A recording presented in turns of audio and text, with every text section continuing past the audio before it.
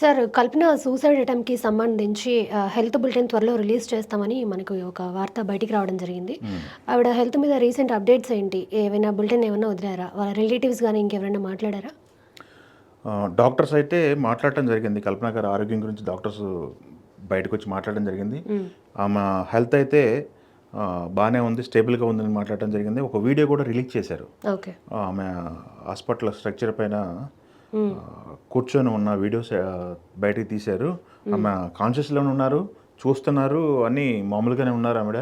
Okay. కాకపోతే తనకైతే saline గినక అన్నీ హ్మ్. అమర్చున్నాయి. అదొకటి కనపడుతుంది వీడియోలో మనకి. CC okay. ఫుటేజ్ కూడా బయటకు వదిలారు వాళ్ళు, హ్మ్. డాక్టర్స్ హాస్పిటల్‌కి సంబంధించి. ఆమెకైతే వచ్చిన ఔట్ ఆఫ్ డేంజర్ అనేది మనకి తెలిసిన విషయమే. వాళ్ళు కన్ఫర్మ్ చేశారు ఈరోజు, ఓకే. ఇంతకుముందే. అయితే ఇక్కడ మనం చెప్పుకోవాల్సింది ఏంటంటే, సింగర్ కల్పన ఎందుకు ఆత్మహత్యా ప్రయత్నం చేసుకున్నారు అనేది ఒక మెయిన్ తెలియాల్సిన విషయం. అవును. హాస్పిటల్‌కి సంబంధించినటువంటి వాళ్ళు చెప్తుంది, లేకపోతే ఆమె స్టేట్మెంట్ రికార్డ్ చేస్తారని మనం ఇందాక మాట్లాడుకున్నాం. అవును. పోలీసులు రికార్డ్ చేస్తారని. ఆమె పోలీసులు రికార్డ్ చేసిన స్టేట్మెంట్‌లో ఆమె ఒకటి కన్వే చేసింది. ఓకే. అది బయటికి రిలీజ్ చేశారు. హ్మ్. క్రైమ్ రిపోర్టర్స్ ద్వారా బయటికి రావడం జరిగింది అది. హ్మ్. హాస్పిటల్‌లో ఎందుకు సూసైడ్ చేసుకున్నారనే స్టేట్మెంట్‌లో ఆమె ఏం చెప్పిందంటే, తన పెద్ద కూతురు కేరళలో ఉంటుంది. కేరళ నుంచి హైదరాబాద్ షిఫ్ట్ అవ్వమని అడుగుతున్నాను. బట్ తను ఇగ్నోర్ చేస్తూ వచ్చింది. ఓకే. సో, నేను హర్ట్ అయ్యాను. ఈ సందర్భంలో నాకు మనస్తాపం కలిగి ఆత్మహత్యకి ప్రయత్నించానని చెప్పేసి ఆ స్టేట్మెంట్‌లో కన్వే చేసినట్లు మనకి సమాచారం అయితే ఉంది. ఆ స్టేట్మెంట్ కాపీ ఇంకా బయటికి రాలేదు. స్టేట్మెంట్‌కి సంబంధించినటువంటి మ్యాటర్ ఏమి ఇచ్చారు, స్టేట్మెంట్ రికార్డులో ఏమొచ్చిందని పోలీస్ వ్యక్తుల ద్వారా రిపోర్టర్లకు అందినటువంటి సమాచారం. ఓకే. ప్రాథమికంగా ఇదైతే సర్క్యులేట్ అవుతుంది. హ్మ్.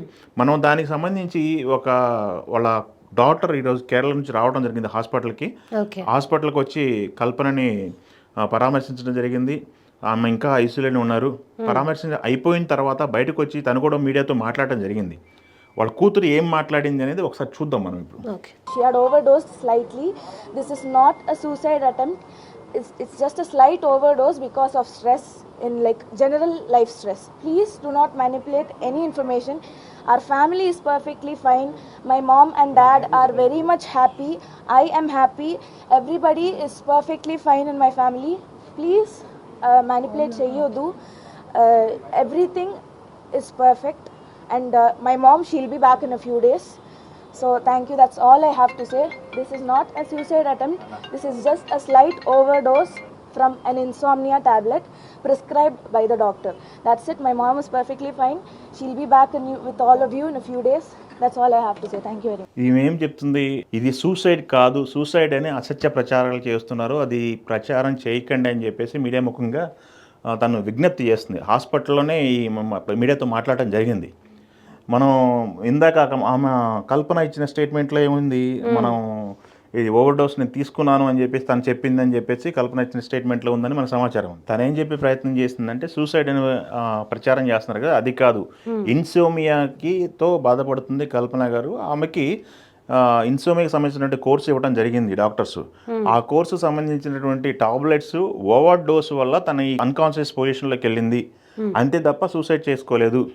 మాతో బాగానే ఉంది, మా అమ్మకి మాకు రిలేషన్ బాగానే ఉంది అని చెప్తుంది. ప్లస్ మా ఫాదర్ గురించి కూడా కొన్ని వార్తలు వింటున్నాను, అవి కూడా ఆ ఫాల్స్ అనే టైప్లో ఆమె మాట్లాడుతుంది. మా ఫాదర్కి మాకు కూడా రిలేషన్ బాగుంది అని చెప్తుంది అనమాట.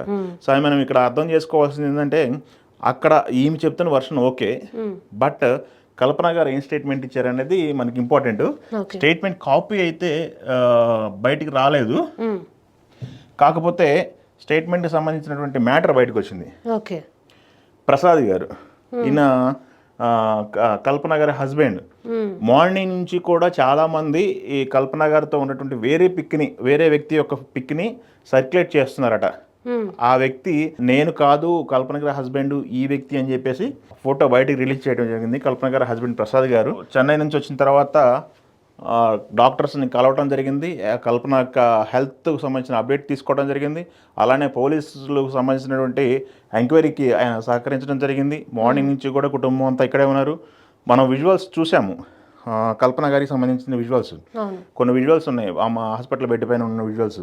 బట్ అది గైడ్ లైన్స్ ప్రకారం అది చూపించకూడదు అని చెప్పేసి చెప్పడంతో మనం అవి వ్యూవర్స్ చూపించట్లేదు. బాగానే ఉన్నారు. 2 రోజుల్లో ఆమెకు బయటకు వస్తారు. మళ్ళీ తర్వాత తన పనులు తను చేసుకుంటారని చెప్పేసి వాళ్ళ కూతురు చెప్పడం జరిగింది. ఇప్పటికైతే ఒక క్లారిటీ వచ్చే ప్రయత్నం చేసింది, అవుట్ ఆఫ్ డేంజర్. కాకపోతే ఇన్సోమియా టాబ్లెట్లు ఎక్కువ తీసుకున్నారని వాళ్ళ డాక్టర్ చెబుతున్నారు. బట్ ఆ ఇన్సోమియా మోతాదు ఎంత మోతాదులో తీసుకోవాలి ఏంటి అనేది, ఏం టాబ్లెట్లు అనేవి, టాబ్లెట్ల పేర్లు కూడా చెప్పారు కానీ మన బయటికి రివీల్ చేయడం కరెక్ట్ కాదు కాబట్టి రివీల్ చేయట్లేదు. ఆ టాబ్లెట్లు మోతాదుకు మించితే ఇలానే అన్కాన్షియస్ పొజిషన్లోకి వెళ్తారని చెప్పేసి చెప్తున్నారు వాళ్ళ కూతురు. కాకపోతే మనం చూసాము రాత్రి నుంచి కూడా సూసైడ్కి సంబంధించినటువంటి వార్తలు వచ్చాయి.